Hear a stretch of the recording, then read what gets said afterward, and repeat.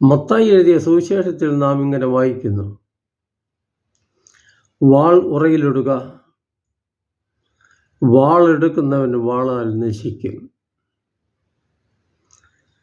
മത്തായി അധ്യായം 26 വാക്യം 52.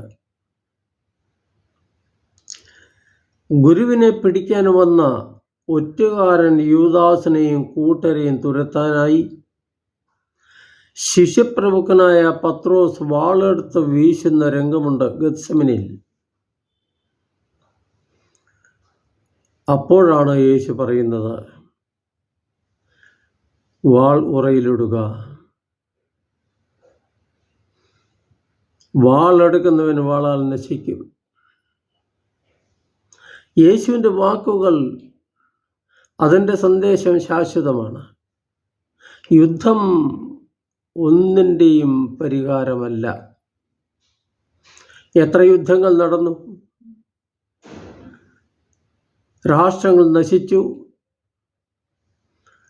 അനേക ലക്ഷം മനുഷ്യർ നശിച്ചു, മരിച്ചു, സംസ്കാരങ്ങൾ ഇല്ലാതായി, സമ്പത്തും വലിയ വലിയ കെട്ടിടങ്ങളും എല്ലാം തകർന്ന് നശിക്കുന്നു. യുദ്ധം ഒന്നിനും ശാശ്വതമായ പരിഹാരം നൽകുന്നില്ല.